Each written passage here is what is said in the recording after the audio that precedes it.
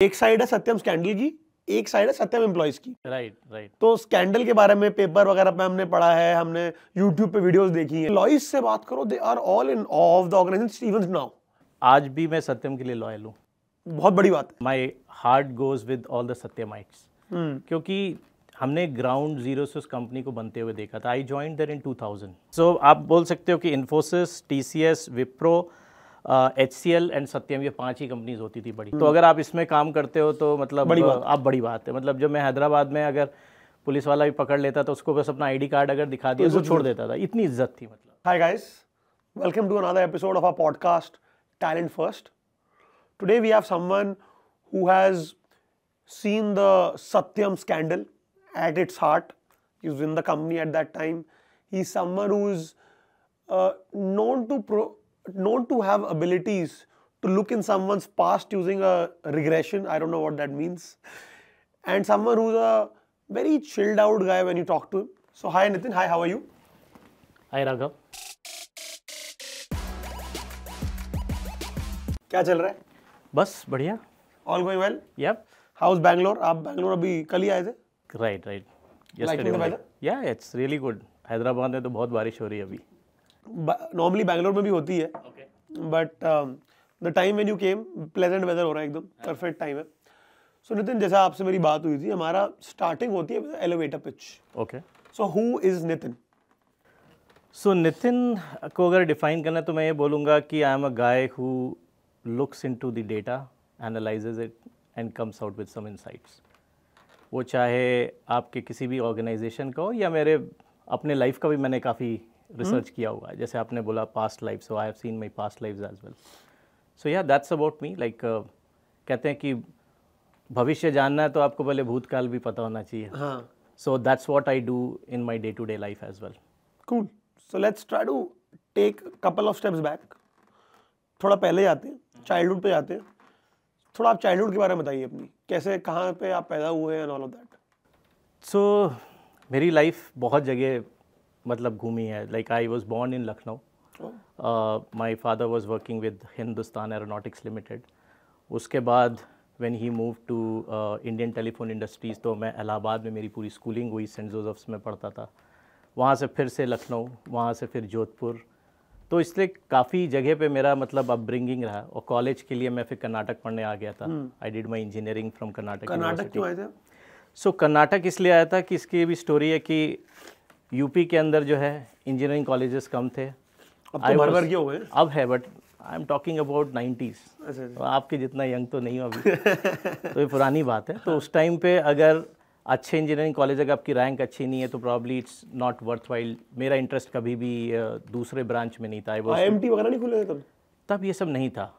तो हमारे टाइम में बस 5 IITs होते थे, RECs थे, और very few engineering colleges were there. And my father was working with Indian telephone industry, so his head office was there in Bangalore. So we had more influence कि यहाँ पर कॉलेजेस अच्छे हैं, आपको इंजीनियरिंग के लिए ब्रांचेस अच्छी मिल जाएंगी। So that's the reason I gave the CET eight that time, और फिर यहाँ पर मेरे को एडमिशन मिल गया था। So I came to Karnataka. तो इसलिए मेरे को अगर आज कोई पूछता कि भाई आप कहाँ से हो, नॉर्थ से, साउथ से, तो मुझे कंफ्यूज हो जाता हूँ। बिकॉज मेरी अपब्रिंगिंग इतनी जगह हुई, मेरी पढ़ाई अलग हुई, फिर I stayed in multiple places. So that's about my little bit of my journey. Very cool, very cool. So your first job it was in Satyam. It was Satyam only, right? या that's right. Now सत्यम के बारे में आपकी job में क्या हुआ, that's fine. हमें समझना है वो सत्यम स्कैंडल था क्या, बिकॉज आज भी लोगों को बहुत कंफ्यूजन है। एंड मैं आपको एक अपनी पर्सनल वो टेक दूंगा। मैं एक साइड है सत्यम स्कैंडल की, एक साइड है सत्यम एम्प्लॉयज की। तो स्कैंडल के बारे में पेपर वगैरह पे हमने पढ़ा है, हमने यूट्यूब पे वीडियोस देखी हैं। राइट। बट एम्प्लॉयज से बात करो, they are all in awe of the organization even now. That is true. अगर आप मेरे से भी पूछोगे तो आज भी मैं सत्यम के लिए लॉयल हूँ। बहुत बड़ी बात है। हाँ, like my heart goes with all the Satyamites, क्योंकि हमने ग्राउंड जीरो से उस कंपनी को बनते हुए देखा था। I joined there in 2000, right? उस वक्त तो आई डोंट नो, आप शायद हो गए होगे, बट आप बहुत छोटे रहे होगे। मैं 4-6 महीने का। हाँ, तो बस सोच लो कि उस टाइम मैंने ज्वाइन किया था। सो उस टाइम 3-4 कंपनीज होती थी, राइट? इन्फोसिस, TCS, विप्रो, और फिर आप रैंकिंग क्या थी, मतलब नंबर 1 तब भी टीसीएस थी या इन्फोसिस थी? हाँ, मतलब उस वक्त आप नंबर 1 किस हिसाब से बोलोगे, नंबर ऑफ एम्प्लॉइज के हिसाब से बोलना है या रेवेन्यू के हिसाब से, बट ये टॉप 5 में सत्यम था। ठीक। सो आप बोल सकते हो कि Infosys, TCS, Wipro, HCL and Satyam, ये 5 ही कंपनीज होती थी बड़ी। ये पत्नी वगैरह ये बाद में आए? पटनी वगैरह बाद में आए थे, मतलब ये उतने बड़े नहीं थे, ये 5 बिग 5 जो इंडिया के थे। तो अगर आप इसमें काम करते हो तो मतलब आप बड़ी बात है। मतलब जब मैं हैदराबाद में अगर पुलिस वाला भी पकड़ लेता तो उसको बस अपना आईडी कार्ड अगर दिखा दिया तो छोड़ देता था, इतनी इज्जत थी मतलब। अच्छा। So that was the kind of reputation we had in मतलब अगर आप बाहर भी खाने जाते थे, हर जगह हमको डिस्काउंट्स मिलते थे। क्या बात कर रहे हो? आप बोलो जिस रेस्टोरेंट में जाना, सिर्फ अपना आईडी कार्ड दिखाना होता था हमको। वाह। सो that was the image Satyam was carrying. देखिए जो फियास्को हुआ था उसमें क्या हुआ, जो आप लोगों ने सबको पता है कि नंबर्स थोड़े फज हुए थे, जो रियलिटी में थे कि नहीं थे। बट आई थिंक जो था कि जो मर्जर हो रहा था जो मेटास के साथ में, तो I was in US eight that time. तो हम लोग को थोड़ा स्ट्राइक किया था कि यार मतलब आईटी कंपनी को कैसे आप एक कंस्ट्रक्शन रियल एस्टेट कंपनी के साथ मर्ज कर रहे। So we had some doubts, but कहीं ना कहीं रामालिंगा राजू हम लोग के लिए तो भाई भगवान थे कि मतलब we have seen the company right. तो हम लोग को विश्वास नहीं हो रहा था कि ये है। बट जो भी रहा हो, उतनी अच्छी लीडरशिप क्वालिटीज़ सिखाने वाला कोई कंपनी मेरे को तो नहीं मिला। आपको इतना एम्पावर किया जाता था, जो आप प्रोजेक्ट में काम करना चाहते हो आप वहाँ जाके काम कर सकते हो, इतनी हमारी फ्लेक्सिबिलिटी, जिस टेक्नोलॉजी पे काम करना चाहते हो वो कर सकते हो। Actually I join in telecom. तो टेलीकॉम में मुझे मज़ा नहीं आ रहा था, बहुत मुंडेन टाइप का जॉब था। तो that's the time Satyam started this whole EABIS division, enterprise analytics business intelligence team, right. So तो उस टाइम पे ये थोड़ा मेरा इंटरेस्ट हुआ कि यार इसमें जाते हैं, क्योंकि वहाँ पर डोमेन सीखने को मिलेगा, एक नया काम है। और दूसरी बात एक जो होता था उस टाइम पे कि यार ऑन साइट मिल जाएगा हमको, राइट। सबसे जल्दी आपको ऑन साइट हमारे यहाँ वहाँ पर डेटा ब्राउजिंग वालों को मिलता था। तो that's the time I move. तो इतनी फ्लेक्सिबिलिटी मैंने किसी कंपनी में नहीं देखी। और जो लीडर्स थे बहुत आपकी रेस्पेक्ट करते थे आपके पॉइंट ऑफ व्यू को। अगर मैंने बोल दिया कि मुझे इसमें काम नहीं करना है तो मुझे दूसरी जगह जाना है, तो कोई आपको ऐसे हैरेस नहीं करेगा, जो मैं दूसरी कंपनी में सुनता था कि यार वहाँ जो छोड़ के गए मैनेजर को तो फिर आपका प्रॉब्लम हो जाएगा। वो सब यहाँ पर नहीं था। So I never faced any kind of a challenge and my career was growing like anything, right. Like I joined as a senior software engineer. उसके बाद में धीरे धीरे मैं ग्रो करके वहाँ पर एज अ डिलीवरी मैनेजर मैं 10 साल में पहुँच गया था। पर जो सत्यम का बिजनेस था, मतलब आपने तो अंदर से देखा है, वो इंट्रिंसिकली था। हाँ बिल्कुल बिजनेस था। और मैं बता रहा हूँ जिस वक्त फियास्को भी जो हुआ था, हमारे कस्टमर्स ने हमारा बहुत सपोर्ट किया था। इनफैक्ट वो लोगों ने हमको एडवांस पेमेंट्स किए थे। आई डोंट नो कितने लोगों को ये पता है कि नहीं पता है। हमारे को अगले 6 महीने के पेमेंट्स पहले आ गए थे। And that's how we were basically maintaining all our employee salaries. ये तभी आएगा जब आपके पास रियल बिजनेस है, राइट। ऐसा तो हाँ, तो इसलिए मतलब हमारे को कस्टमर्स का बहुत ज़्यादा सपोर्ट मिला था। नहीं तो अगर हम सत्यम की स्टोरी को देखें, if you look back in time, do you think that अगर ये फियास्को नहीं हुआ होता तो today Satyam would have been probably the biggest, because the way it was growing, I remember I was reading about it कि its growth was unparalleled. The TCS and Infosys also were stunned by the growth rate of growth. तो आपको लगता है आज ये top 3 में होती? बिल्कुल, कोई डाउट ही नहीं है, कोई डाउट ही नहीं है। और स्पेशली उस टाइम पे भी हम नंबर 1 थे BI में। हाँ, उस टाइम पे बिजनेस इंटेलिजेंस में हमारे 5000 एम्प्लॉयज़ हुआ करते थे सिर्फ इसके अंदर। तो हमारा कंपटीशन मतलब इंडिया में तो किसी के साथ था ही नहीं, आप ऐसे बोल सकते हो। अगर आपके लिए BI के लोगों को ढूंढना तो सत्यम वाज द प्लेस जहाँ से लोग लेके जाते थे। ये तब तो आया नहीं, तब ये सब आए नहीं थे। इनफैक्ट कॉग्निजेंट उसके बाद बना, बहुत सारे एम्प्लॉयज़ यहाँ से निकल के वहाँ पर गए। सो ये बेस था। आपको अच्छे अगर एनालिटिक्स के और BI के, उस वक्त एनालिटिक्स तो मैं नहीं बोलूँगा, it was more business intelligence, right. तो कोई भी आपको चाहिए तो सत्यम में लोग आके हेड एंटर्स आते थे। हमारे उस वक्त फ़ोन रहते थे जो आपके वहीं फ़ोन पे आता था, हाँ भाई आपको ज्वाइन करना है क्या। बट लोगों को पास काम इतना अच्छा था, कहीं भी जा सकते थे। इसलिए आप देखोगे सत्यम में जिन्होंने काम किया है 8 साल 10 साल 15 साल 20 साल, आज भी बहुत सारे लोग काम कर रहे हैं टेक में, जो आज आपका टेक महिंद्रा बन गया।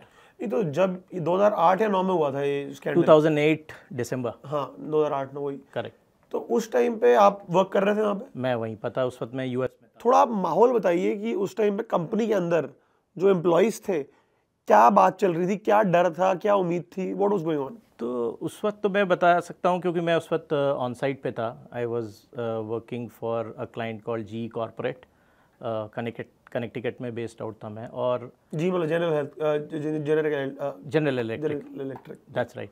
तो सभी लोग डरे हुए थे क्योंकि उस वक्त हमारा प्रॉब्लम ये हो गया था कि ये नहीं समझ आ रहा था सैलरीज आएंगी कि नहीं आएंगी।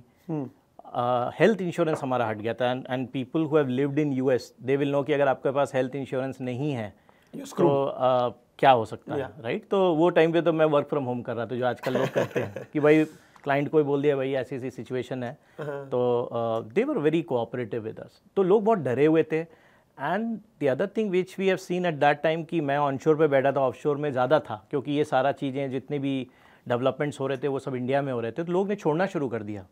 और मेरी 150 लोगों की करीब टीम थी और उसके अंदर से लोग जा रहे थे और आपकी डिलीवरी इम्पैक्ट हो सकती है। सो that was a very very difficult time for me. पहले तो आपका प्रोजेक्ट्स ही कॉम्प्लेक्स होते हैं और आप वो सब टाइमलाइंस को आपको मीट करना होता है कस्टमर को। दूसरा फिर आपके लोग निकल रहे हैं और डर लगता था मेल बॉक्स खोलने के लिए सुबह कि आज किसने रिज़ाइन कर दिया। सो हर दिन 1 या 2 बंदे रिज़ाइन कर रहे हैं आपकी टीम से हर टीम से लोग ने छोड़ के। जो it's like people were jumping off the ship, right, कि they know that this is sinking. बहुत डिप्रेसिंग माहौल था। तो उसको मैनेज करना आसान नहीं था। और हमारी एक चीज़ अच्छी थी, जो लीडरशिप उस वक्त थी, मॉर्निंग में और इवनिंग में हमारे स्टैंड अप मीटिंग्स होते थे, सारे लोग आके कॉन्फ्रेंस कॉल पे बात करते थे, वीडियो कॉन्फ्रेंस कॉल्स होती थी। तो वो जो कॉन्फिडेंस बिल्डअप हो रहा था कि भाई आप चिंता मत करो, ठीक है किसी ने गलती की है but we are still a strong team. हमारे पास कस्टमर्स हैं, हमारे पास 200-250 कस्टमर हैं, ये हमारे पे वाउच कर रहे हैं, इनका रियल काम है, तो काम हम लोग चलाते रहो। तो ये कॉन्फिडेंस जो कहते हैं ना, ये मैंने अपने बहुत अर्ली एज में सीखा कि हर बार आप अगर अपने जाके एम्प्लॉय को एक बार बताते हो ना कि भाई ये चीज़ है, ट्रांसपेरेंसी रखते हो, people will believe in you. और आई थिंक इसलिए मैं भी रुका था क्योंकि मेरे सीनियर्स ने मुझे वो कॉन्फिडेंस दिया था, मैं वो चीज़ अपने नेक्स्ट लेवल पे दे रहा था। So we were able to manage things in next month or so. 1.5-2 महीने में इतना आ गया था कि जो अचानक से रोज का रेजिग्नेशन था वो वीकली हो गए थे, फिर धीरे धीरे मंथली हो गए थे। लोग फिर भी छोड़ रहे थे, राइट, जिसको अच्छे मिल रहे थे, लेकिन we were able to control it. But जैसे आप इतना मानते थे ऑर्गेनाइजेशन में, जो आपके फाउंडर थे, नाम क्या, मिस्टर रामलिंगन राजू, सब लोग बहुत मानते थे उनको, राइट। डिड यू गाइस मतलब एवर फील चीटेड? देखिए, एक बार तो लगता ही था कि यार इस आदमी ने ऐसा किया होगा, मान नहीं सकते, मतलब वो एक चीज़, हाँ बिल्कुल नहीं। एंड आई रिमेंबर कि एक बार मैं ट्रैवल कर रहा था, तो मैं सिंगापुर में काम करता था, तो वापस घर आ रहा था, तो वाया थाईलैंड था, तो वहाँ पर एयरपोर्ट पे मिले मुझे। तो मैं जाके अपने आप को, हाँ मतलब सामने खड़े थे, वो भी प्लेन को बोर्ड करने वाले थे, and I was also waiting in the Q. तो मैं उनको जाके बताया मैं इस टीम में हूँ। तो उन्होंने जिस तरह से मेरे से बात की, भाई कोई चैलेंजेस तो नहीं है, तुम ट्रैवल कर रहे हो, सब कुछ ठीक है। तो वो जो मतलब मेरा एक इंटरेक्शन था, दैट वाज अमेजिंग। मैंने कहा यार इतना बड़ा आदमी हो के मतलब सीईओ आपसे बात कर रहा है और 5 मिनट आपको देता है। सो मुझे तो कभी लगा भी नहीं था कि ऐसा कुछ हो सकता है, राइट। तो मेरे लिए तो बहुत बड़ा शॉक था वो टाइम पे। और जैसे आप बोल सकते हैं कि उस वक्त हमारे बहुत सारे स्टॉक ऑप्शंस मिलते थे। तो जो मेरा 600 रुपये का जो स्टॉक था, सवेरे उठता हूँ तो 8 रुपये का हो गया था, 6 रुपये का हो गया था। सो that was a kind of a big setback for everyone in the company, क्योंकि हम लोगों ने मैंने तो कभी स्टॉक्स बेचे नहीं थे। मैं तो यही था कि ठीक है, जैसे इन्फोसिस में लोग करोड़पति बन गए, शायद हम भी एक दिन बन जाएंगे। जी राइट। तो वो था, मतलब I think that was something like. तो मैं कहूँगा कि सत्यम की जर्नी ने मुझे बहुत हेल्प किया है कि कैसे आप ख़राब वक्त को भी मैनेज कर सकते हो। तो एज ए लीडर, मतलब अगर मैं आपसे पूछूं कि कैसे आप बदले, मतलब एक होता है ना कि बिफोर दिस इंस्टेंस आप एक तरीके से सोचते हो, इस इंस्टेंस के बाद आपका तरीका कहीं ना कहीं बदलता है। हाँ, तो कैसे बदला? तो मेरा तो ये कहूँगा ना कि अप्रोच इन लाइफ एक ये होगी कि मैं बहुत लोगों पे जल्दी विश्वास कर लेता था पहले, राइट। फेस वैल्यू पे मैं जाता था कि ठीक है यार बंदा सही है। उसके बाद में हो गया ठीक है, I will still go with your face value, but now I will see the data कि भैया एग्जैक्टली कर क्या रहे, ऑन द ग्राउंड फैक्ट्स क्या है। तो वो थोड़ी मेरी नज़र जो कहते हैं ना आपकी बदल जाती है किसी भी चीज़ को देखने के लिए, कि एक बार में नहीं है, मैं बायस्ड नहीं हो जाऊंगा। अब मैं हमेशा देखता हूँ, किसी से भी मिलता हूँ तो ये सोचता हूँ कि यार अगले बंदे का इंटेंशन क्या है, राइट। समटाइम्स अगर आप वो ध्यान नहीं देते तो फिर आपको धोखे हो जाते हैं ऐसे लाइफ में। तो अभी बहुत लोग हैं जो देख रहे हैं पॉडकास्ट, अभी आपने देखा है कि रिसेंटली कई स्टार्टअप्स के अंदर फ्रॉड, नेग्लिजेंस के काफ़ी केसेस आए हैं। करेक्ट। काफ़ी लोग इस चक्कर में नौकरियां छोड़ चुके हैं, स्टॉक ऑप्शन जीरो हो चुके हैं, एंड वो लोग बहुत डरे हुए हैं। उनको लग रहा है कि now we are untouchable, no company would hire us, क्या हुआ करियर का। तो आपने वो ज़माना देखा हुआ है। करेक्ट। तो क्या कहना चाहोगे आप उनको? मैं तो यही बोलूँगा कि भाई पहले आप अपनी स्टडी करके जाओ। ऐसा नहीं है कि आपने, बहुत सारे लोग हमारे से भी छोड़ के गए कि नितिन मैं स्टार्टअप में जा रहा हूँ, मुझे 100% हाइक मिल गया, 200% हाइक मिल गया। तो मैं कहा भाई उसका पहले बिजनेस मॉडल समझो, रियल का धंधा है कि नहीं है, उसकी लॉन्जिविटी कितनी है, स्केलेबिलिटी है कि नहीं है। ये 2-3 चीज़ें जो मुझे लगता है लोगों को देखना चाहिए। अगर आप वो ध्यान नहीं दोगे तो मुश्किल है। और आप टीम भी देखो, ऐसा नहीं बोलता हूँ कि हर चीज़ के लिए आपको यही पैरामीटर, बट आप टीम भी जाके बात करो लोगों से। I was interviewed by few of दो स्टार्टअप्स। मैंने भी कहा चलो जाके इंटरव्यू देते हैं, देखते हैं। हाँ, मैंने before I joined advance auto parts, right, तो उस वक्त मैं एक्सप्लोर करता हूँ। अच्छा, मैंने हमेशा अपने को 2-3 साल में मैं लोगों से बात करता हूँ। मैं नहीं बोलूँगा इंटरव्यू दे रहा हूँ, I keep talking to people, क्या चल रहा है कि भाई चल क्या रहा है। तो कई बार लगता था कि ठीक है बहुत ल्यूक्रेटिव ऑफर्स हैं कि आप आओ तो आपको इतना स्टॉक है, ये बन जाओगे वो बन जाओगे, बट बॉस तुम्हारा बिजनेस मॉडल अगर मुझे नहीं समझ में आ रहा है, अगर ऑन द ग्राउंड मुझे लग रहा है कि मेरा गट फील कह रहा है कि ये वर्कआउट नहीं करेगा, आई विल नॉट ज्वाइन। आप मेरे को कितना भी बड़ा ऑफर दे दो। सो आई थिंक ये मेरे सारे लोगों के लिए है कि भाई आप पहले देख के जाओ, सारी तरह से स्टडी करो, क्योंकि आज के तारीख में डेटा अवेलेबल है। इट्स नॉट दैट कि हमारे टाइम में होता था 20 साल पहले आपको पता भी नहीं है कि कंपनी का क्या है। आज के तारीख में हर चीज़ बड़ी क्रिस्टल क्लियर है। आपको सोशल मीडिया पे आपको इतना सारा चीज़ मिल जाएगा। अगर कुछ गड़बड़ हो रहा है तो इमीडिएटली न्यूज़ मार्केट में आ जाती है। और कल्चर आप देख के जाओ, जो आज के तारीख में लोग नहीं उसको देखते हैं, ध्यान नहीं देते हो, फिर बहुत जल्दी आप देखो हर 2 साल पे लोग कंपनियां बदल रहे हैं। क्यों? कल्चर आपने कभी ध्यान ही नहीं, आपने देखा हाँ टेक्नोलॉजी बहुत अच्छी है और पैसा अच्छा दे रहे हैं, बस चलो। भाई आप कल्चर भी तो देखो, आप रोज काम करना है जिसके साथ। कल्चर आप कैसे देखोगे? कल्चर का देखिए, आपको पता चलता है, आपको वहाँ पर बात करने से पता चल जाएगा। आई टेल यू कि मैं नाम नहीं लूँगा उस कंपनी का जहाँ मैंने ज्वाइन नहीं किया था। वेल्स फार्गो मैंने क्यों ज्वाइन किया था, तो वेल्स में जब मेरे पास में 3 ऑफर्स थे। 2011 की बात है, ये 2010 सितंबर के करीब की बात है। तो मेरे पास 3 थे, मुझे समझ नहीं आ रहा था 3 में कहाँ जाऊँ। और मैंने वेल्स इसलिए पिक किया था because they were continuously following up with me कि भाई आप नितिन क्या चल रहा है, कैसे हो आप। और मेरे को दूसरे जो 2 ऑफर्स थे वो वहाँ पर पैसे ज़्यादा मिल रहे थे। उन्होंने ऑफ़र दे के, और एक बार कॉल आया, ठीक है आप उस दिन ज्वाइन कर रहे हो, हाँ, बट यहाँ पर जो मेरे को एम्पैथी दिख रही थी, आपको कोई प्रॉब्लम तो नहीं है, आपके लिए कैब हम पहले से कर देंगे, आपको अगर कुछ समझना है तो अपने लीडर से मिलवा देते हैं आपको। तब तो मेरा ऑफर लेटर आ चुका था, तो उनका क्या आप चाहिए तो लीडर से मिल लो और एक इनफॉर्मल आपका बातचीत हो जाएगा, तो आपको समझ में आएगा कि आपकी टीम कैसी है। तो मुझे वो चीज़ जो है ना बहुत अट्रैक्ट की थी। यार इवन जब ऑप्टम में ज्वाइन कर रहा था तो my boss met me up front, उसने बोला नितिन मेरा ये ऑर्ग स्ट्रक्चर है, तुम ये चीज़ें करने वाले हो, तुम्हें ये समझ में आ रहा कि नहीं आ रहा, तुम्हारा एजेंडा क्या अगले 1 साल का, तुम्हारे पास क्लैरिटी है कि नहीं है। तो ये चीज़ें देख के मैं जाता था, राइट। तो वो चीज़ आप अगर आप पूछोगे तो मिल सकता है। कई कंपनीज आपको कहेंगे कि नहीं हम नहीं करेंगे, तो समझ जाओ कि वो कंपनी आपको आगे नहीं ध्यान देने वाली। पीपल एंगल नहीं है वहाँ पे जी। और at the end of the day you have to work with people. अगर आपका लोगों के साथ ही आपका वो एंगेजमेंट ठीक नहीं है, आप फिर वो 6 महीने 1 साल के बाद बोर हो जाओगे, फिर आप नौकरी ढूंढोगे 1.5 से 2 साल जो आप देखोगे रेज्यूमे में लोगों के होता है, निकल गए, राइट। सो मेरा तो यही रहेगा कि आप कल्चर समझ सकते हो अगर आपका इंटेंशन है। लोग तो कहते हैं भैया मुझे सैलरी देखनी है, मुझे टेक्नोलॉजी देखना, स्टैक क्या है, और हम चले जाएंगे। लेकिन मैं एक एंगल जो बोलता हूँ कि लोगों को ये ध्यान रखना चाहिए, ये मेरी अपनी पर्सनल लर्निंग है, बाकी दूसरों का है, but this is something very very important for me. So now आप after Satyam you go to Wells Fargo. Now Wells Fargo और सत्यम के अंदर एक बहुत बड़ा डिफरेंस है, बहुत बड़ा, in with respect to everything. चाहे आपका काम हो, चाहे वो कल्चर हो, चाहे वो कंपनी का डीएनए हो, इन दोनों कंपनियों के अंदर कुछ सिमिलैरिटीज बताओ आप। सिमिलैरिटीज़ में मैं ये बोलूँगा कि आपका अपॉर्चुनिटीज़ दोनों जगह थी। मतलब जैसे मैंने बोला सत्यम में मेरे को जो भी टेक्नोलॉजी स्टैक पे काम करना है, जिस भी टीम में जाना होता तो मैं जा सकता। पर आपको लगता है जिस डोमेन में आप थे और हो वहाँ पे उस ज़माने में और आज अपॉर्चुनिटियाँ हैं? मतलब वो तो आपकी इंडस्ट्री अच्छी थी ना। अब आप किसी फाइनेंस वाले बंदे से पूछो, आप टेक्नोलॉजी के बंदे हो, करेक्ट, तो आपको तो हर जगह opportunity, I am Right. Trying to ask you, correct, don't you think that? हाँ, तो टेक्नोलॉजी वालों के लिए एडवांटेज रहेगा, हमेशा रहेगा। हमेशा रहेगा, ठीक है। क्योंकि हम किसी भी डोमेन को जाके सीखने का हमारा माइंडसेट वो रहता है। लेकिन अगर आप ये सोचो कि एक बंदा MBA फाइनेंस करके आ रहा है, उसको आप बोलो कि यार कुछ और जाके लॉजिस्टिक्स में आप जाके कुछ देखो वहाँ पे, राइट, उनका मर्चेंडाइजिंग का देखो या मार्केटिंग में जाके देखो, तो उसके लिए शिफ्ट करना थोड़ा मुश्किल रहेगा, क्योंकि स्पेशलाइजेशन वहाँ है। हमारा तो बहुत जेनरिक वाला रहता है, इंजीनियर हो गए, अभी कहीं पर भी आप हमको फिट कर दो। तो वो एक माइंडसेट का, ऐसा नहीं बोलता हूँ कि हो नहीं सकता है, एनीथिंग इज पॉसिबल, बट उसके लिए आपको वो अपने मेंटल ब्लॉक्स को ब्रेक करना पड़ेगा कि I can do in any field, right. तो वो अगर आप ब्रेक कर सकते हो तो आप कर सकते हो। So in Wells Fargo you stayed for how long? 6 years, 7 years? नहीं, मेरे को अप्रॉक्सीमेटली 9 years। वाओ।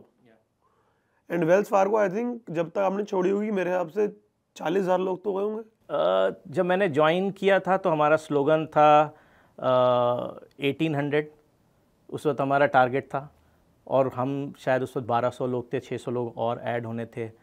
और जब मैं छोड़ रहा था तो उस वक्त 20/2020 था कि 20,000 लोग हो जाने चाहिए 2020 में, तो 2019 में मैंने छोड़ा था, तो we were actually 20,000 by that time. 20,000? हाँ, तो it was a big number, very big number. Now Wells Fargo की ब्यूटी ये है कि वहाँ पर लीडर्स बहुत टॉप एंड रहे हैं। करेक्ट। कुछ लीडर्स का आप नाम लेना चाहोगे जिनसे आप बड़ा इंस्पायर हुए, जिन्होंने आपकी लाइफ को कुछ छोटे एंगल में भी शेप किया हो एट वेल्स फार्गो? तो मेरे वहाँ पर बहुत अच्छे अच्छे लीडर्स रहे हैं, और मैं एक इनडायरेक्टली किया हो, चाहे आपने उनको रिपोर्ट ना किया हो, बट स्टिल। करेक्ट, वहाँ पर काफ़ी लोग थे। जैसे मैं बोल सकता हूँ, मेरे को डायरेक्टली मैं रिपोर्ट करता था अनिल पिल्लई को, राइट। तो I think I learn a lot from him.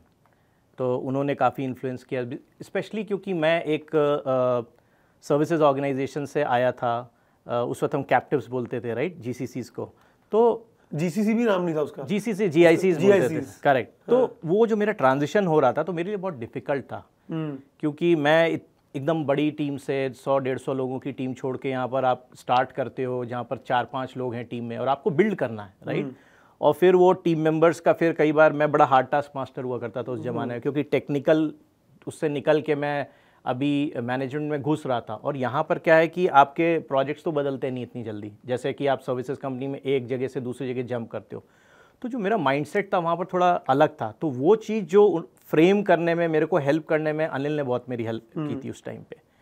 और आई वुड से कि उसके बाद में जो किसी ने मेरे हेल्प की थी, जो विशाल प्रतापवंत का नाम लेना चाहूँगा, जो कि अगेन वो मेरे लाइन ऑफ बिजनेस हेड थे, मैं उनको रिपोर्ट करता था। तो वो बहुत सारे पावर पॉइंट प्रेजेंटेशंस मुझसे बनवाते थे, और मैं कहता था यार विशाल, जब तो मैं लेके जाता था, फिर कहते थे नहीं यार इसमें ये चेंज करना। मैंने कहा कितनी बार चेंज करोगे आप? 2 बार 4 बार समझ में आता है। तो कहते हैं नितिन यार मैं इम्प्रोवाइजेशन हो रहा है, मैं खुद भी निकल जानता था। पहले तो मुझे थोड़ा गुस्सा आता था कि यार ये क्या है, मतलब हर दिन आप बदल देते हो, मैं रात भर काम करके आया, सवेरे कहते नहीं यार आइडिया बदल गया। तो वो चीज़ भी मैंने सीखा कि देखो ये चीज़ जो है ना, हम हर दिन इम्प्रोवाइज करें। तो ये क्वेश्चन भी पूछना ज़रूरी है। जब तक मैंने नहीं पूछा था तो मेरे पास में वो नेगेटिविटी बिल्ड हो रही थी, यार क्या है रोज़ रोज़ मेरा बॉस जो है बदल देता है। बट एक दिन जाके मैंने पूछ लिया, बॉस क्या है, मतलब रोज़ क्यों बदलते हो, क्या मतलब परेशान करने के मूड से हो कि क्या है? नहीं यार ऐसा नहीं है नितिन, मैं खुद भी मैं सोचा तो मुझे लगता है ये ज़्यादा अच्छा है, राइट। तो वो चीज़ भी मैंने उनसे सीखी। और भी जैसे लीडर्स थे, तनय केडियाल जो हैं, आई थिंक कि वो ऑल स्टेट में जो अभी हैं, तो उनसे भी मैंने देखा the way he used to operate, right. और वो कैसे इतनी बड़ी team, he was a CTO at that time, कैसे मैनेज कर रहे हैं। Avik Mukherjee, right, he was the MD at that time, a very hard taskmaster. तो उनसे भी कुछ कुछ सीखने को मिला। तो आई थिंक ओवरऑल ग्रूमिंग बड़ी अच्छी थी, बहुत अच्छी हुई। और मरंडूर वाला ऑफिस ही था ना? ये तो बाद में आया था, पहले हम लोग हैदराबाद में स्टार्ट किए थे। ये तो बहुत बाद में आया, मेरे ख्याल से ये आया था आपका 2011-12 के करीब ये खुला। 3 साल या 4 साल 5 साल हो चुके थे। उसके बाद हमने बैंगलोर में ऑपरेशनल हुए थे, but initially 3-4 years we were in Hyderabad. उसके बाद हमने हैदराबाद खोला, फिर फिलीपींस में हम गए, फिर चेन्नई भी आया था। So that's how we started expanding. Philippines में क्यों खोलती है कंपनी ऑफिस? फिलीपींस में देखिए बहुत सारा बैक ऑफिस का जो काम होता है, राइट, और उसमें आपको जो टाइमिंग्स जो होते हैं वो US टाइम जोन में वो लोग काम करते हैं। That was very interesting. Talent मिल जाता है वहाँ पे? टैलेंट मिल रहा था क्योंकि उस टाइप का टैलेंट चाहिए ना आपको, जो बीपीओ टाइप का जो काम होता है, बीपीओ टाइप उस टाइप के जो चीज़ें, ऑपरेशंस नहीं, एनालिटिक्स वगैरह पे कुछ भी नहीं था, टेक्निकल वहाँ काम नहीं होता था। कॉल सेंटर टाइप का है या बैक ऑफिस काम है आपका, जो आपके जो लेंडिंग के जो प्रोसेसेस होते हैं, काफ़ी सारे वहाँ पर वो प्रोसेसेस एस्टैब्लिश किए थे फिलीपींस में। Got it. So now Wells Fargo में you stay for 9 years. Right. In those 9 years, if you had to look back, what were a couple of things you would want to do differently the way you did? तो मैं ये बोलूँगा कि वहाँ जब हम लोग सेटअप कर रहे थे ना, तो हमारे दिमाग, जैसे मैंने बोला ना, हमारा नंबर्स चल रहा था कि यार हमें 1800 हिट करना है, फिर 10,000, फिर 20,000। I think this is something which I would not like to do. अगर आज मेरे से पूछोगे तो मैं उसकी जगह में बोलूँगा कौन सी कैपेबिलिटी आप मूव करना चाहोगे, भले वो 5 लोग हों, लेकिन मैं इम्पॉर्टेंट वो रोल्स लेके आऊँगा जो कि आपको वैल्यू क्रिएशन की बात करते हैं। देखिए, कॉस्ट आर्बिट्राज था एक ज़माने में, आप देखते थे ठीक है ये अगर मैं यहाँ पर $60 में कर सकता हूँ तो क्या मैं इंडिया में $15 $20 में करूँगा, राइट। वो गेम चेंज हो गया है। आई थिंक वो चीज़ मैं करना चाहता कि आप बोलो कि ठीक है फंक्शन लाना, सारी अकाउंटेबिलिटी यूएस में रहती थी, हमारे में we were more like the execution engine over here. That is something which I will not do. अगर मुझे पीछे जाके बदलना होगा तो मैं बोलूँगा ठीक है मेरे को 100 पोजीशन नहीं चाहिए, मुझे वो 3 पोजीशन चाहिए जो कि अकाउंटेबिलिटी है, जिससे मैं डोमेन डेवलप कर सकूँ, फिर तो मैं एंड टू एंड काम कर पाऊंगा। So that's one thing I would like to do. Domain is something which I've seen you are extremely vocal about, and whenever I talk to you, you always focus कि domain के लोग चाहिए, मेरे को domain के लोग चाहिए। जब हमारी बात भी होती है अबाउट वर्क, लाइक डोमेन वाले लोग दिखाओ मुझे, डोमेन वाले। डोमेन से इतना फैसिनेशन क्यों है आपको? देखिए, डोमेन से फैसिनेशन, कुछ लोग कहते हैं domain is a over use term, बस लोग फालतू में यूज करते हैं, इतना यूज नहीं होता टेक में। नहीं, ऐसा नहीं है। मैं आपको एक एग्जांपल दूंगा। जैसे रिटेल में अगर आप बोलोगे, राइट, रिटेल एक बड़ा डोमेन है। अगर आप किसी एफएमसीजी कंपनी को बात करो जी, राइट, वर्सेस जहाँ मैं काम कर रहा हूँ कि एडवांस ऑटो पार्ट्स, राइट, हम वी सेल ऑटो पार्ट्स। जी जी।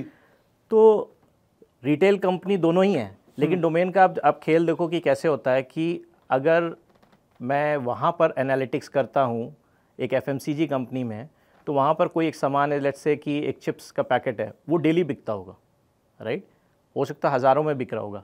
लेकिन ऑटो पार्ट्स में अगर आप बोलोगे कि टोयोटा कैमरी 1998 मॉडल, उसके स्ट्रट्स आपको बेचने, हो सकता है वो 2 साल में एक ही बार बिकता हो। तो ये चीज़ अगर आप समझते ही नहीं हो, तब क्या एनालिटिक्स करोगे?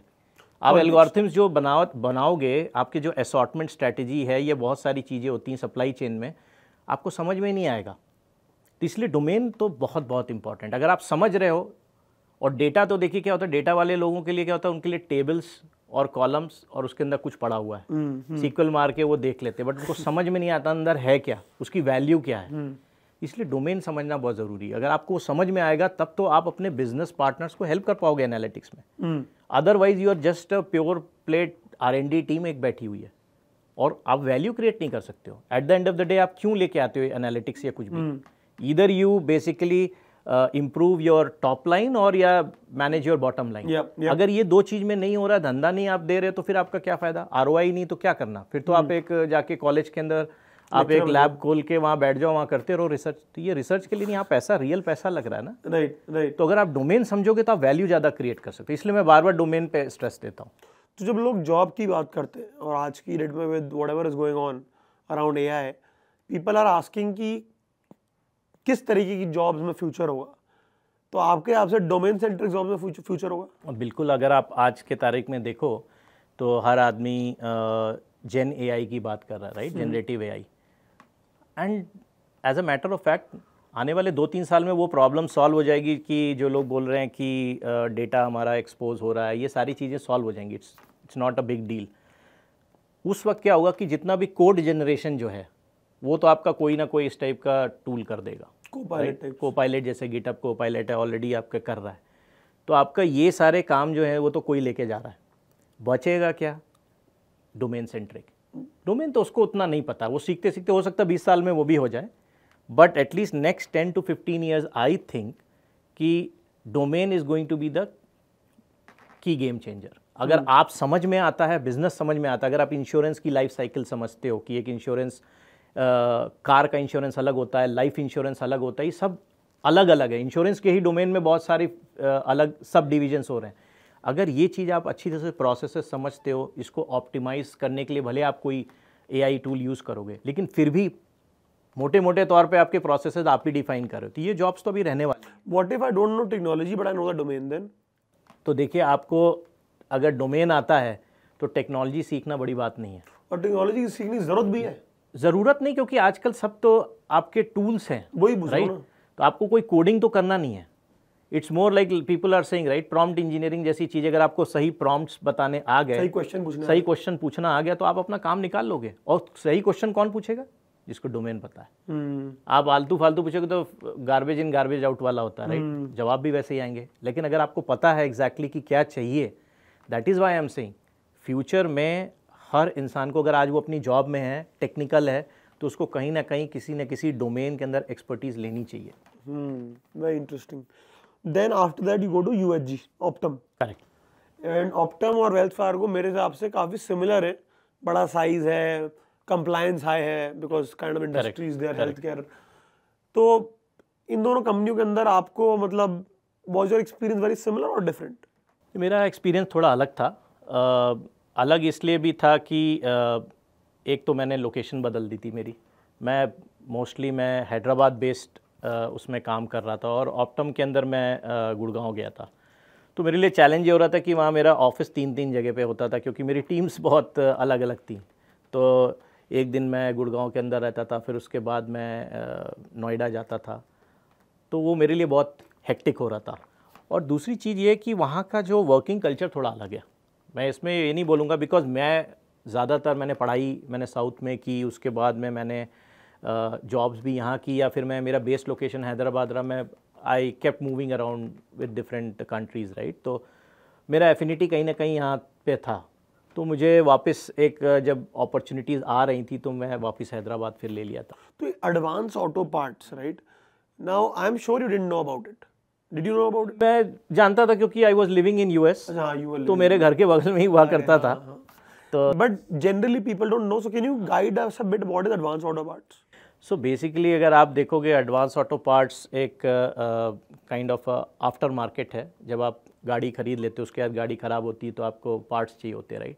तो हमारे स्टोर्स हैं वहाँ पे, अराउंड 4000 प्लस स्टोर्स हमारे खुद के हैं, और उसके बाद में करीब 1500 स्टोर्स हमारे हाँ हमारे पार्टनर्स के हैं। तो ओवरऑल अराउंड 6000 प्लस स्टोर्स हम लोग ब्रिक एंड मॉर्टर स्टोर्स हैं, right? And we have acquired many other companies as well in the last. It's a 80 years old company by the way. और इसकी हिस्ट्री में देखो, एक टाइम पे जब रिसेशन आया था तो हम टॉयज़ भी बेच रहे थे अपने स्टोर में। हमने कहा कि भाई हम धंधा तो चलता रहेगा, right? So that way I think it had a very robust strategy था, और उनके पास में मैनेजमेंट अच्छा था। सो दे वर डूइंग रियली वेल। और आज के तारीख में आप बोलोगे तो वहाँ के टॉप 3 में भी है, लाइक ऑटोजोन, ओरेली और एडवांस ऑटो पार्ट, ये 3 बड़े बड़े प्लेयर्स हैं। तो मुझे तो काफ़ी अच्छा लग रहा था, क्योंकि मैं बैंकिंग, फाइनेंस, इंश्योरेंस में अभी तक काम कर रहा था, जहाँ डेटा का बड़ा चैलेंज था कि आप डेटा आपको एक्सेस नहीं मिलेगा। अगर इंडिया में हो तो नहीं है, PII इन्फॉर्मेशन है, या आपको जब इंश्योरेंस कंपनी में HIPAA कंप्लायंसेस होते हैं तो आप बहुत सारा एक्सेस नहीं कर सकते। और बहुत ज़्यादा अगर डेटा कहीं लीक हो गया तो उस पर आपको चैलेंजेस ज़्यादा हो सकते हैं, राइट? लोग सू कर देंगे, क्योंकि आप सोचो बैंक के अंदर आपका अकाउंट है, आपने मॉर्गेज लिया हुआ है, और मैं कहीं वो डेटा रिवील हो गया तो वहाँ पर कॉन्सिक्वेंसेस बहुत बड़े हैं। तो जब मैंने ढूंढ रहा था, मैंने कहा रिटेल मेरे लिए अच्छा है, क्योंकि यहाँ पर मेरे को ग्रीन फील्ड मिलता है। अब जो डेटा आ रहा है उसमें कोई ऐसी चीज़ नहीं, हाँ PII इन्फॉर्मेशन यहाँ भी होती है, लेकिन यहाँ इतने ज़्यादा कंप्लाइंसेस और रेगुलेटरी चीज़ें नहीं हैं जितने कि आपको बैंकिंग, फाइनेंस और इंश्योरेंस में मिलेगा। So that's why I picked this company की ठीक है यार, यहाँ पर सीखने को बहुत मिलेगा, and I can play around with the data, and that's what I am loving over here. Very cool, very cool. So I know we are not allowed to talk about what you guys do at Advanced Auto Parts, but if I ask you, sort of you have built the team here also from ground up. Correct. And this time when you built the team, you were in a market where talent was in the driver's position. Correct. A better analogy for your business, right? Although market थोड़ी change हो रही है, but talent was in the driving force. Now, when you are building a team, how do you cope up with when the talent is in the driver's seat? Because एक level से ऊपर पैसा नहीं दे सकते आप, तो क्या किया आपने? तो देखिए उसके लिए कई स्ट्रैटेजीज होती हैं, राइट। एक तो है कि ठीक है लैटरल हायरिंग आपको करनी है, तो वो तो हम कर रहे थे, बट उसके बाद हमने एटलीस्ट एडवांस में हमने सेकेंड ईयर से ही हमने इंसेप्शन के हमने फ्रेशर्स को हायरिंग करना स्टार्ट किया। And I think this is always working. आप पहले भी देखोगे जब कॉलेज से निकले थे वो टाइम पे फ्रेशर्स हायरिंग होती थी, कॉलेजेस जाके लेके आते थे, and they basically will be sticking with you at least for 2 years। उसके बाद वो MBA करने या कहीं और कुछ करने जा सकते हैं। तो आई थिंक वो इन्वेस्टमेंट हमने शुरू किया। बट साथ ही साथ क्या हुआ कि जो लोग को हम लेके भी आ रहे थे उनको भी हम ये सेल करते थे कि भाई तुमने आज एक टेक्नोलॉजी सीखी, लाइक हमारे डेटा साइड में like we were getting into cloud, right. तो क्लाउड भी एक बड़ा चीज़ था, आप वहाँ जाओगे तो पैसे बहुत लोग मांगते थे। तो हम ये बोलते थे कि आप एक टेक्नोलॉजी सीख के आ रहे हो लेकिन हम आपको यहाँ 4 चीज़ें और सिखाएंगे।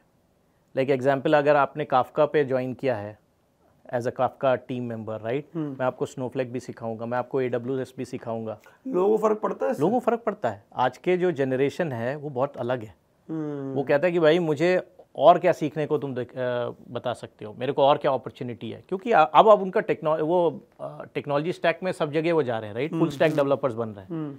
तो वो केवल एक चीज़ नहीं आता है, उनकी वैल्यू मार्केट में बढ़ रही है। तो वो चीज़ हमारा सबसे बड़ा चीज़ रहता, पिच रहता है। जब मैं कभी भी हायरिंग के लिए भी बात करता हूँ, मैं बोलूँगा भाई हो सकता है मैं आपको किसी टेक कंपनी के जितना पैसा नहीं दे सकता हूँ, but what I can offer you is a career path. अगर वो चीज़ बंदे को समझ में आएगा तो ऑब्वियसली मेरे पास ज्वाइन करे, क्योंकि अगर वो 3 साल 4 साल बाद अगर यहाँ से निकलेगा तो डबल ट्रिपल करके वो अपनी सैलरी निकलता है। And by the way guys, I have been to his office, fantastic office, like they have made a whole race track. थोड़ा एक्सप्लेन करना आप ऑफिस, बिकॉज छोटे छोटे एलिमेंट्स में भी मैंने देखा कि वो एक ऑटोमोबाइल, एक F1 टाइप की वाइब आ रही थी। क्या राइट। सो बेसिकली हम हमारा जैसे बताया, राइट, हम आफ्टर मार्केट हम सब ऑटो पार्ट्स बेचते हैं। तो कहीं ना कहीं हम लोग नैस्कर में भी हम स्पॉन्सर्स करते हैं, वहाँ पे स्पॉन्सर करते हैं। और क्योंकि कार का बिजनेस, इसलिए आप जब ऑफिस आओगे तो हमारे वो एंट्रेंस पे ही बहुत सारे कार के पार्ट्स हमारे लगे। बहुत ज़बरदस्त ऑफिस। तो वो शुरुआत वहीं से होती है कि आपको फील आना शुरू हो जाता है कि ठीक है आप धंधा क्या करते हो।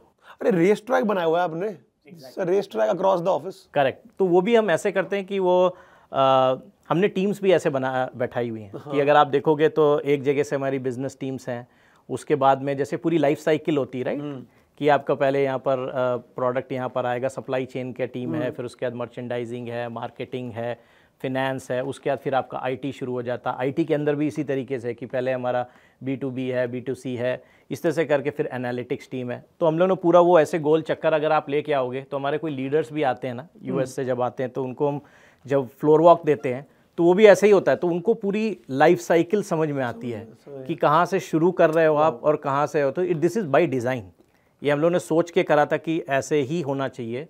तो आपको पूरा गेम समझ में आता है। अगर कोई एक बंदे को भी हम नए फ्रेशर्स जब हम आते हैं अब हम यहाँ पर उनको ऐसे ही घुमाते हैं, या इवन कभी लैटरल के लिए अब तो हम ऑफिस बुलाते हैं इंटरव्यूज़ के लिए, तो अब तो बुलाने लगे, तो उनको एक बार घुमा देते हैं।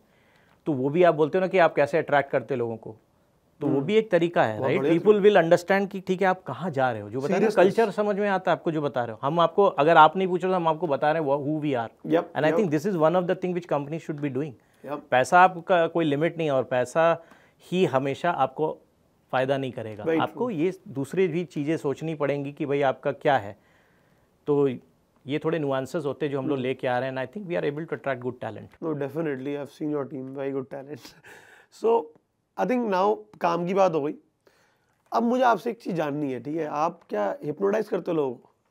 अरे ये आपको किसने बता दिया? मेरे को कल कोई बता रहा था कि you can look into people's past using some regression hypnotic theory, I don't know what that is, please guide us, क्या है वो?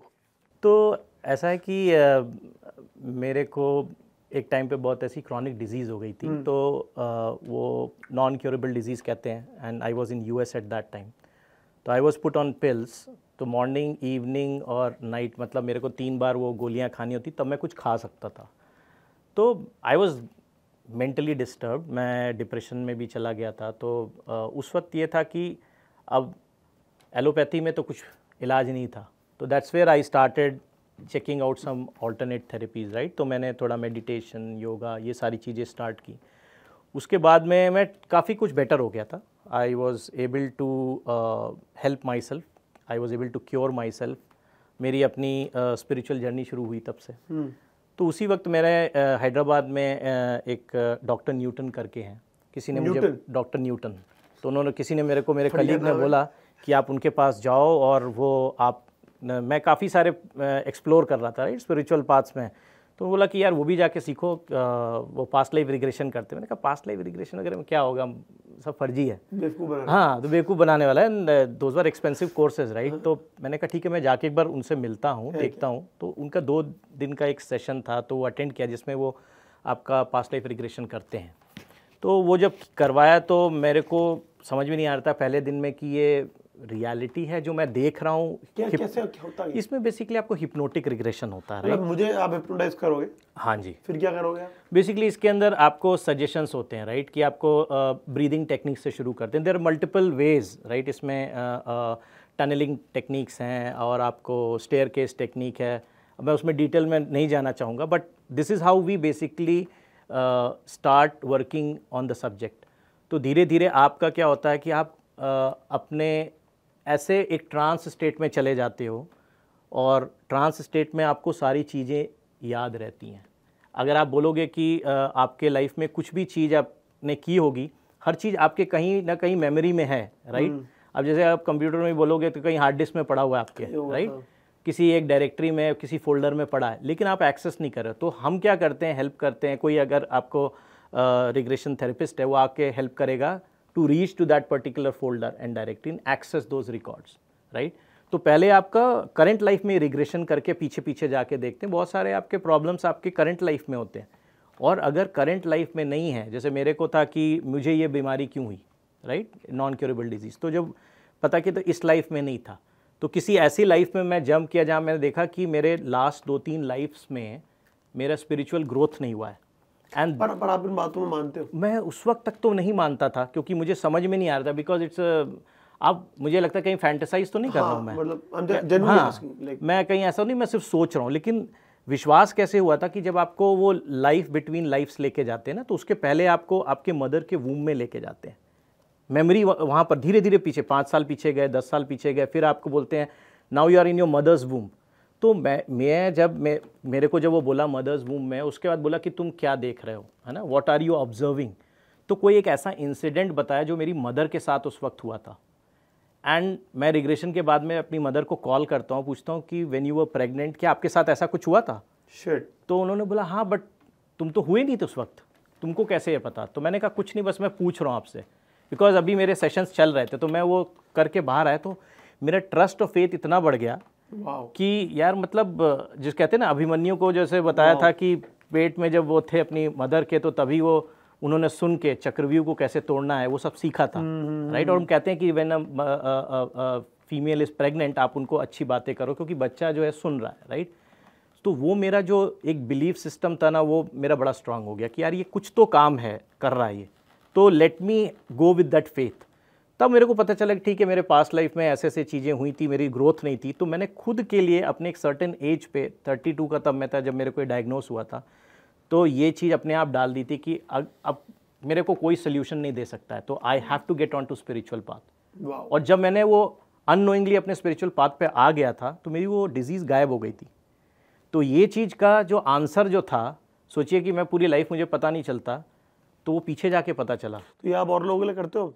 उसके बाद मैंने खुद भी थेरेपिस्ट वाला जो इनका कोर्स था डॉक्टर न्यूटन से सीखा था, इनका रेजिडेंशियल प्रोग्राम में गया था, तो वो मैंने अपने फ्रेंड्स एंड फैमिली में किया। उसके बाद मैंने अपने रिटायरमेंट के बाद ये बनाया हुआ है कि मैं लोगों को हेल्प करना चाहूँगा। So that's why I even went for my masters in psychology. हाँ, तो वो भी मैं पढ़ा था जाके। इंटर्नशिप मैंने नहीं की, इग्नू से मैंने किया था, because I was working right, Wales Fargo में था, डिस्टेंस वाला, तो मैंने पढ़ा। इंटर्नशिप नहीं हुई है, बट ठीक है, काफ़ी मेरे को थ्योरेटिकल नॉलेज भी हुई है राइट, कि कैसे साइंटिस्ट लोग सोच रहे हैं। बट आने वाले टाइम में और पढ़ना चाहोगे इस पर? बिल्कुल बिल्कुल, इस पे तो मैं आगे एक्सप्लोर करना चाहूँगा, क्योंकि ये एक ऐसी साइंस है, मैं इसको साइंस बोलता हूँ, क्योंकि जैसे डेटा वेयरहाउस भी हम क्या कर रहे हैं right, we are going in the past and basically predicting the future right. तो ये सारी चीज़ें आपकी लाइफ के लिए भी है। कल को क्या पता कि कोई लार्ज लैंग्वेज मॉडल ऐसा आ जाए राइट, जो आपके लोगों का बनेगा और बोलेगा ठीक है आप पास्ट के भी चीज़ें लेके आओ, आप जो सोच सकते हो सब चीज़ पॉसिबल है, राइट। एलन मस्क बात कर रहा है न्यूरल लिंक की, सोचिए अगर ब्रेन में चिप लग गया तो आप सुपर इंटेलिजेंट हो जाओगे। तो आज लोग नहीं सोच रहे, लेकिन कल को ये चीज़ें पॉसिबल है। तो I won't be surprise in future ऐसा भी कोई टेक्नोलॉजी हो जिससे कि आप अपने पास्ट लाइफ्स में आप जाके देख सकते हो और उसके बाद उसके बेसिस पे आप डिसीजन ले सकते हो कि फ्यूचर में करना क्या चाहते हो। Wow. So Nitin, one final question. I'm 23 years old. What is that one piece of advice you will want to give to any 23-year-old who's watching this podcast that you think they should know? तो मैं तो ये कहूँगा कि किसी भी इंसान के लिए ह्यूमन टच कभी मत छोड़िएगा। आप किसी भी आप फील्ड में हो, whether you are in a job और you are driving a business, वो एम्पैथी वाली जो चीज़ होती है ना, अगर आपने वो अपने काम में लेके आ जाते हो, अपने बिजनेस में लेके आते हो, अपने पर्सनल रिलेशनशिप में लेके आते हो, I think you will be successful. Nothing can beat that. That's the most. I agree. That's a very and that makes a lot of sense, and you know that human touch will never go out of fashion. कभी भी नहीं। AI कुछ भी आ जाए, ये सब आएंगे, ये सब देखिए आपको हेल्प कर सकते हैं। हाँ, these are going to be the tools, but you are still that, right, जिसको कहते हैं कि आत्मा को आप बदल नहीं सकते, शरीर तो आपके बहुत सारा हो सकता है, right. You can add lot of tools but your soul is going to be there. Yeah, very cool. Thank you so much, Nitin. Really appreciate your time. Thank Had you. a fantastic time. Yeah, same here.